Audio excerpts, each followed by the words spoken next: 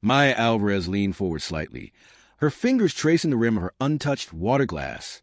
The cafe was warm, filled with chatter and soft music. Sounds you could only feel, not hear. Vibrations on the floor, movement of lips, clinking of dishes. That was how her world spoke to her. She smoothed the skirt of her navy dress, rehearsing the words she hoped her date would understand. She had practiced writing cheerful lines in her memo pad all morning. She wanted to impress him. She wanted, just once, to not feel like an inconvenience someone had to tolerate. Tonight mattered to her. Welcome back to my channel, HOA Tales. If you're new here, please don't forget to subscribe, like, and share. Now, let's dive into the story. He arrived 10 minutes late, tall, well-styled, phone in hand, confidence dripping from his movements like expensive cologne. His name was Ethan. Her friend had described him as gentle, patient, open-minded. Maya had held on to those three adjectives like lifelines. But 5 minutes into the date, those words dissolved like salt in water. When she pointed at her notepad, smiling shyly, he frowned as if she had placed something rotten between them. He typed 2 short words into his phone and turned it toward her. You can speak? She shook her head gently, signing slowly, I'm deaf. She tried to keep her smile brave, calm, welcoming. His eyebrows lifted, not in understanding, but disappointment. He groaned loudly, pulling away from the table as if he had been tricked. I don't have time for this, he muttered, rolling his eyes to make sure the room saw his frustration. He left his drink unfinished, his chair scraping so sharply the room seemed to flinch. Maya sat still, jaw trembling, every breath too heavy to swallow.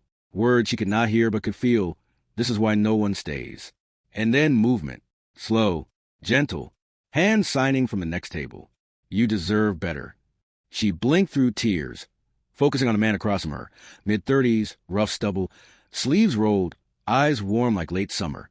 Beside him sat a girl no older than 7, curly hair tied back with glittery butterfly clips. The child watched Maya with bright curiosity, and then, with eager little hands, signed clumsily. Hi. Maya's heart cracked, not from pain this time, but something softer, something forgotten. She signed back shyly. Hello. The man smiled. Not pity, not the softened eyes people use when they think you're incomplete.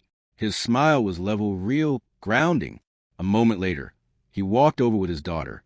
He tapped the table gently so she'd see him approach, and when she looked up, he signed slowly. My name is Noah. This is Elsie. May we sit? Maya nodded, and for the first time that night, she didn't feel like a burden. She felt noticed. Noah scribbled on a napkin to make conversation easier. We saw everything. I'm sorry someone treated you like that. She swallowed hard. I'm used to it, she wrote. He paused, eye soft but firm. He wrote back. You shouldn't have to be. Elsie reached across the table then, placing a tiny friendship bracelet made of beads beside Maya's hand. Yellow, blue, pink. Imperfect and beautiful. Maya felt heat in her chest she hadn't felt in years. They exchanged numbers. A simple decision, but it became a doorway into something deeper. Days turned into weeks. They met for coffee, for strolls to the park, for evenings spent teaching Elsie new signs. Laughter, silent but full, became easier for Maya. Noah's presence was quiet strength, like a hand steadying you on uneven ground. Maya learned that Noah was a widower. His wife had died when Elsie was only 3. Ever since, he raised his daughter alone. Burnt dinners, clumsy hair braids, bedtime stories read too slowly.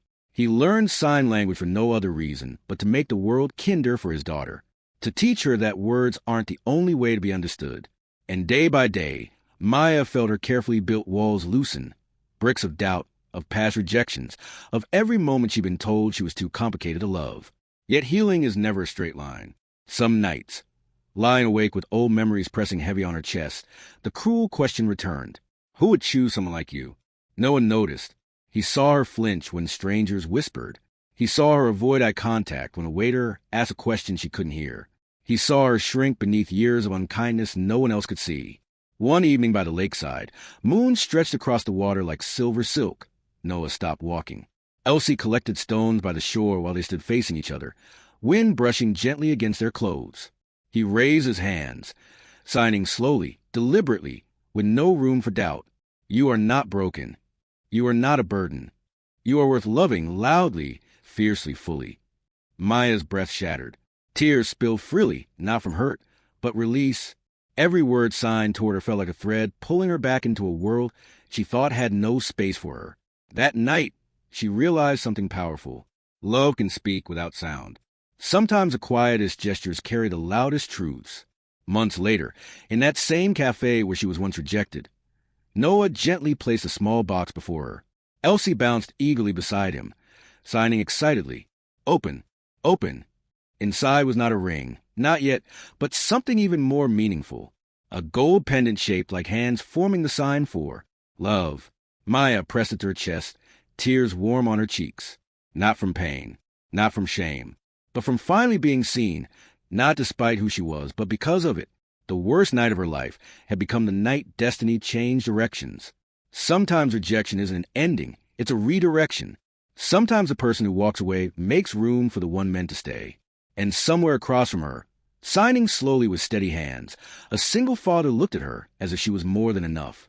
You deserve better, and now you finally know it.